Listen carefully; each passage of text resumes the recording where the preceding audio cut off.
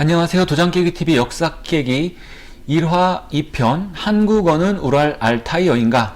인더스 문명 반랑국 요나구피 섬 바당 구조물.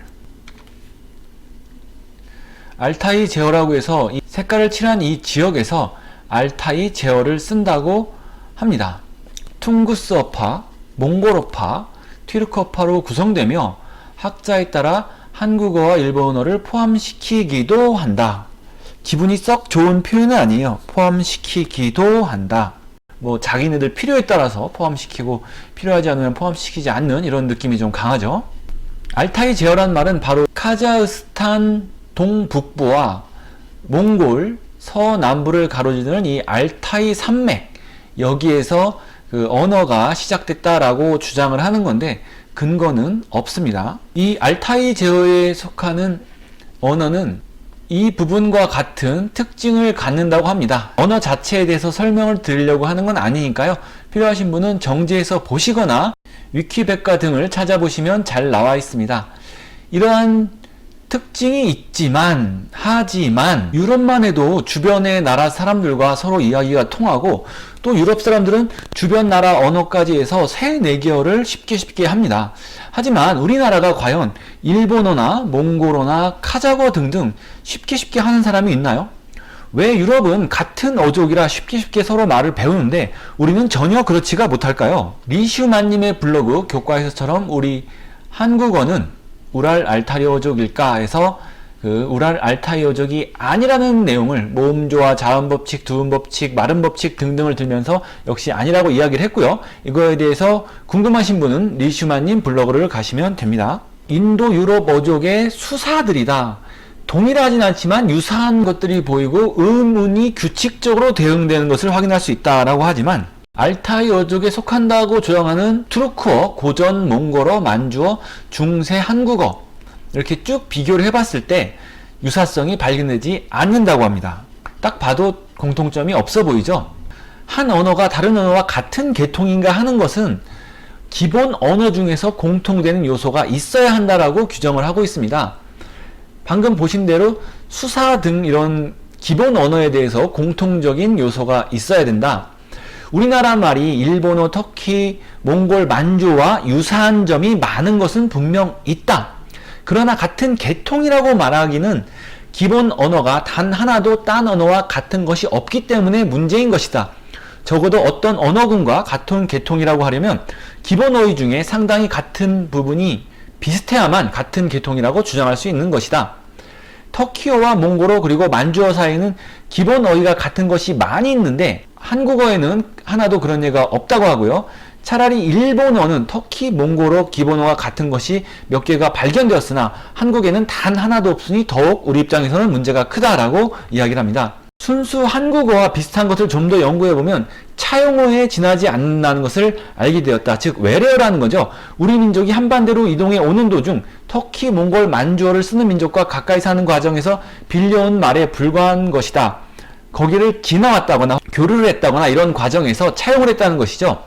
지금의 대략적인 결론은 한국어는 알타이어와 상관관계, 연관관계는 있으나 알타이어가 아니라 고립적인 고아시아에 속하는 것이 아닌가 하는 이론이 우세하다. 언어가 무언가 유사하더라도 그것이 같은 뿌리가 아니라 인접해 있고 서로 교류를 했기 때문에 비슷할 수 있다는 이야기고요. 알타이 지역과 공통적인 특징이 있다고 해서 그 알타이 산맥에서 이렇게 내려왔다고만 할 수 없죠. 반대로 그 공통점은 오히려 우리나라에서 알타이 쪽으로 갔을 수도 있다. 그렇기 때문에 공통점이 있다. 이렇게 이야기를 할 수도 있다는 겁니다. 물론 이 두 가지 가능성에 대해서 어느 쪽이 확실하다고 확정 증명된 바는 없으나 저는 그 중에 하나를 선택해야 된다면 저는 우리나라에서 알타이 쪽으로 몽골 쪽으로 갔다라는 주장을 채택하겠습니다. 당연히 이 이론이 반박이 되고 근거가 없다는 것이 밝혀진다면 지금부터 제가 이야기한 이 동영상은 잘못된 것이기 때문에 폐기 또는 재촬영을 하겠습니다. 인류의 이동 경로 지도를 보시면요. 물론 이쪽의 지도처럼 이렇게 6만 7천 년 전에 중국 쪽에서 이렇게 왔다는 얘기도 있지만 이 언어학적이나 게놈 분석을 봤을 때 이렇게 우리나라 쪽에서 알타이 쪽으로 간 부분도 상당합니다. 이 유전자 연구에서도 그런 부분들이 나오고요. 특히나 언어 연구에서는 우리나라에서 알타이 쪽으로 가고 유럽까지 갔다라는 주장까지 있는 상황입니다. 기본적으로 이 해안을 거쳐서 이주를 했고요. 그 다음에 사냥 기술들이 발견되면서 내륙으로 이동을 했으리라고 판단이 됩니다. 내륙으로 이동하는 과정에서 중앙아시아와 유럽까지도 영향을 미칠 수 있다고 보고요. 8,000년 전에서 9,500년 전 아나톨리아 농경민의 사용했던 언어에서 출발한 게 바로 인도 유럽 어족이라는 설이 있습니다. 이 지역에 지금의 터키 지역에 해당되겠고요. 여기에서 뻗어나간 이런 언어들이 지금의 인도 유럽 어족, 거의 뭐 유럽과 중동 그리고 러시아까지 이렇게 되어져 있죠. 우리나라 언어는 이 인도 남부 타밀 지역에서 이렇게 나왔다고 얘기합니다. 뭐 아시는 분도 있겠지만 인도가 이 드라비다 민족이 이쪽 그 타밀 지역에만 있었던 게 아니라 이 인더스 강도 사실 드라비다의 문명이죠. 여기 이 해안 라인을 다 점유하고 있었다가 후에 아리아인이 밀려오면서 이렇게 남쪽으로 몰리게 된 그런 상황인데요. 타밀 지역만 하더라도 사실상 드라비다어 가지고 한 가지 언어가 아니랍니다. 수많은 부족과 약간씩 다른 수많은 언어들로 구성되어 있고 연관성이 있는 부분도 있고 해서 그 지역 언어를 드라비다어, 뭐 중부 드라비다어, 북부 드라비다어 뭐 이런 식으로 나눈다고 합니다. 그냥 인도 원주민으로 현재 남부 거주인 정도로 보면 되는데요. 그 사람들이 과거에 우리와 같은 조상의 갈래다라고 보는 거죠. 이 인도의 드라비다인은 언제 인도와 대륙에 정착했는지 정확히는 알 수 없지만 신석기 시대에 인더스강 유역에서 농경이 시작되고 이로 인해 인구가 증가함에 따라 인도 아대륙 전체로 확산된 것으로 추측되고 있다. 이 중 인더스강 유역에 거주하고 있던 드라비다인은 기원전 2500년경에 인더스 문명도 건설했다. 그리고 대만까지 온 이 인종은 모아이가 있는 이스터섬, 하와이 등 태평양에 이렇게 수많은 섬들이 원주민이 바로 이 대만 원주민의 후손이다. 이렇게 과학자들은 이야기를 하고 있습니다. 지금 이 지도는 22,000년 한반도의 서해가 없이 중국과 연결되어 있고요. 남아시아에서 호주로 쉽게 이동할 수 있는 육지가 높아진, 해수면이 낮아진 상태를 이야기를 하고 있습니다. 그 중에서 이 대만 부근, 뭐 일본의 요나구니 섬이라고 하는데 지금 현재는 일본이지만 사실상 고대 당시에는 이 대만 쪽과 가까운 그런 지역입니다. 이 요나구니 섬에서 유적이 발견되었는데요. 요나구니 섬에서는 1만 년 전에 수중 도시, 그 당시에는 수중이 아니었다라고 주장을 하고요. 그 다음에 베트남에서는 이것도 약간 설화 같은 건데 반랑이라는 국가가 기원전 3000년경에 있었다고 하고요. 그리고 인도네시아에는 파당 구조물이라고 해서 세계 최초의 피라미드라고 연구 중인 파당 구조물이 1만 년 전 혹은 2만 년 전에 세워졌다라고 연구가 진행되고 있습니다. 그리고 뭐 아시다시피 인더스 문명도 역시 3000년 전에 이쪽에 발달을 했고요. 뭐 괴베클리 테페라는 신전이 터키 남부에 1만 2000년 전에 건설된 게 발견되고 있습니다. 10% 정도 발견했다고 합니다. 뭐 우리나라도 사실상 12,500년 전에 탄화벽시가 발견된 걸로 또한 유명합니다. 이렇게 해안 라인을 따라서 고대 문명의 흔적들이 있다는 거죠. 물론 여기서 틀린 것도 있고 잘못된 것도 있을 수 있지만 오래전에 이 해안 라인을 따라서 분명 문명이 있었다라고는 판단이 되는 부분입니다. 말씀드린 대로 저는 이런 학설 저런 학설 중에서 이 학설을 채택을 합니다. 오래전에 해안을 따라 이동하는 인류가 있었고 4만 년 전에 한반도에서 고아시아어가 형성이 되었으며 이 언어를 가진 인류는 중앙아시아, 알타이, 카스피의 흑해까지 진행을 했고 1만 년 전에 인도 유럽어가 세계로 쫙 퍼졌으나 이 언어는 우리나라에까지는 영향을 미치지 못했다고 봅니다. 그 이유가 투르크나 몽고나 퉁구스를 거치면서 이 인도 유럽어의 그 영향력이 점점점 미약해지면서 한국에까지는 미치지 못했다라고 판단을 합니다.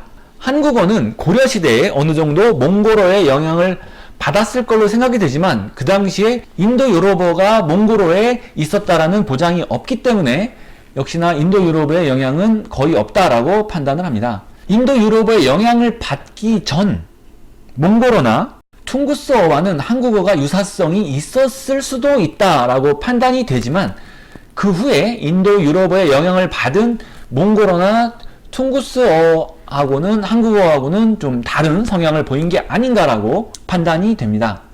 즉 알타이어와 우리나라가 비슷한 부분이 있는 건 우리 남방으로부터 인류가 만주, 몽고 쪽으로 이동했기 때문이고, 비슷하지 않은 이유는 인도 유럽어의 영향이 세계로 뻗쳐나갈 때 그들은 약간씩 영향을 받고 우리나라는 영향을 받지 않았기 때문에 다르다라고 저는 판단을 한다는 겁니다.